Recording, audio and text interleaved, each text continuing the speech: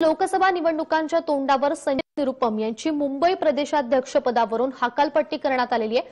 मुंबई प्रदेशाध्यक्षपदावर मिलिंद देवरा यांची नियुक्ती करण्यात आलेली आहे। लोकसभा निवडणुका जवळ आल्यानंतर नेत्यांची जीभ घसरायला सुरुवात झालेली आहे आणि तीच काल पाहायला मिळाली। काँग्रेसच्या संजय निरुपमांनी काल बोलताना त्यांची जीभ घसरलेली आहे। दक्षिण मुंबईतील महाआघाडीतील राष्ट्रीय काँग्रेस पक्षाचे उमेदवार एकनाथ गायकवाड यांच्या निवडणूक प्रचारामध्ये ते बोलत होते आणि यावेळी कार्यकर्त्यांना पैसे द्या, बिर्याणी, पुलाव द्या अशा प्रकारचं वक्तव्य त्यांनी केलं।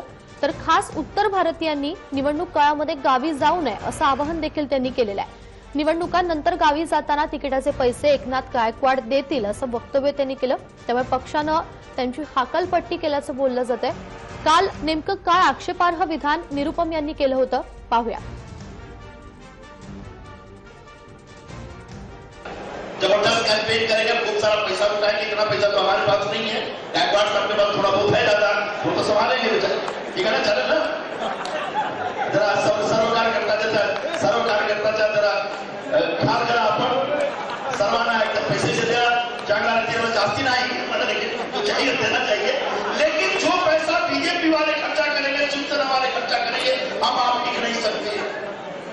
और इसलिए अगर पैसा न भी मिले, बिरयानी खाने को न भी मिले, पुलाव न भी मिले, मानो ऑटो का भाड़ा नहीं भी मिला, तो भी एक कांग्रेस और राष्ट्रवादी कांग्रेस का एक कट्टर कार्यकर्ता होने के नाते और स्थिति के नाते यावेळी कुठल्याही परिस्थिती मोदीची सरकार दोबारा नाही आली पाहिजे हा संकल्प घेऊन तुम्ही काम करा। काँग्रेसच्या मुंबई प्रदेशाध्यक्षपदी मिलिंद देवरा यांची नियुक्ती झालेली आहे। मिलिंद देवरा यांचा अल्प परिचय पाहूया। मिलिंद देवरा हे दिवंगत काँग्रेस नेते मुरली देवरा यांचे पुत्र आहेत। 2004 मध्ये सर्वात कमी वयाचे खासदार म्हणून ते विजयी झालेले आहेत।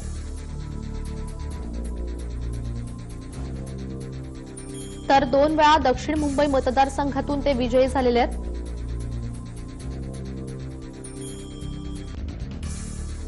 शिवाय यूपीए सरकारच्या काळात टेलिकॉम आणि आयटी खात्याचे ते मंत्री होते। 2014 मध्ये दक्षिण मुंबई मतदारसंघातून त्यांचा पराभव झालेला आहे।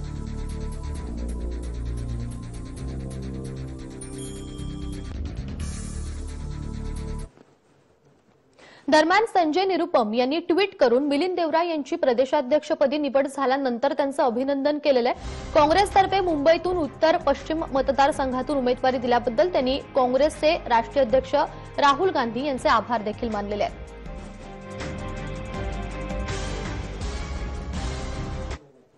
आणि या सगळ्या घडामोडींवर अधिक माहिती देत आहेत जय महाराष्ट्राचे राजकीय संपादक आशिष जाधव।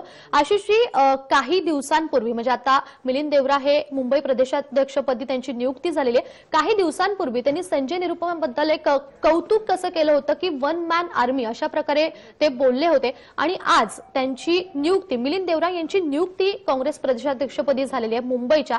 तुम्ही या सगळ्याकडे कसं पाहता, त्यांचं नेमकं नेतृत्व त्याबद्दल काय सांगाल? अमृता, संजय निरुपम हे खूप वायब्रंट आहेत, एन्थुझियास्टिक आहेत, एनर्जेटिक आहेत, पण ते नेहमी बेताल वक्तव्य करतात आणि त्यामुळेच ते वादात अडकतायत किंवा अशी एखादी कृती की जी पक्षाच्या विरोधात जाते। परसेप्शन त्यांच्याविषयीचं हे सतत जनमानसामध्ये बदलत असतं, असा हा नेता आहे।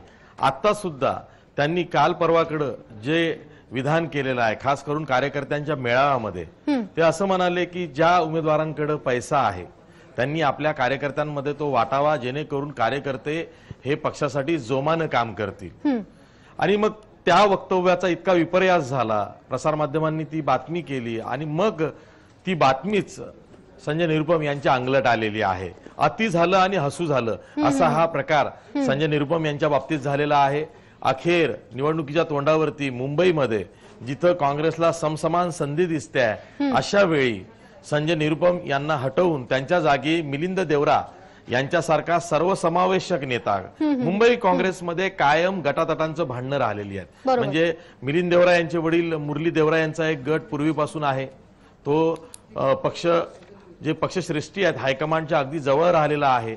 तसंच कृपाशंकर गट असतील किंवा आधीचा गट म्हणजे गुरुदास कामत यांचा गट असेल, या गटाचे जे वरिष्ठ नेते आहेत ते जरी बाजूला झाले असले, कोणी दिवंगत झालं असलं तरी ती गट कार्यरत आहेत आणि संजय निरुपम यांच्या विरोधात ही तिन्ही गट कायम विरोधात राहिलेली आहेत. तक्रारी ह्या अगदी दिल्लीपर्यंत गेलेल्या आहेत. प्रत्येक वेळी राहुल गांधींनी मदतीचा हात हा संजय निरुपम यांच्याकडे दिला होता. पण आता असं झालं की निवडणुकीच्या तोंडावरती एक व्हायब्रंट इंथुझियास्टिक, ज्याला आपण अतिउत्साही म्हणतो, असा माणूस आपण जर का दिला आणि त्यांनी जर का आपली बेताल वक्तव्यामुळे पक्ष वारंवार अडचणीत आणला तर ते योग्य होणार नाही. म्हणून त्यांना मुंबई काँग्रेसच्या पदावरून हटवलं. पण त्याच वेळी त्यांना हेही सांगितलं की तुम्ही उत्तर पश्चिम म्हणजेच वायव्य मुंबई या मतदारसंघातून लढा. गजानन कीर्तीकर ते शिवसेनेचे सध्याचे खासदार आहेत, आता उमेदवार सुद्धा आहेत. त्यांच्या विरोधात संजय निरुपम हे उत्तर पश्चिम मुंबईमधून आता लढणार आहेत. पण मुंबई काँग्रेसची धुरा मात्र मिलिंद देवरा यांच्याकडे दिलेली आहे. मिलिंद देवरा हे स्वतः सुद्धा दक्षिण मुंबईचे काँग्रेसचे उमेदवार आहेत, 2 वेळचे खासदार आहेत दक्षिण मुंबईचे, माजी स्वतंत्र प्रभारी राज्यमंत्री होते. त्यामुळे काँग्रेसनं खूप जाणीवपूर्वक विचार केलेला आहे. पण त्याचवेळी संजय निरुपम यांचं जे बेताल वक्तव्य पद आहे अखेर ते त्यांना भोवलेलं आहे. निश्चित. धन्यवाद आशिषजी या सगळ्या सविस्तर माहितीसाठी.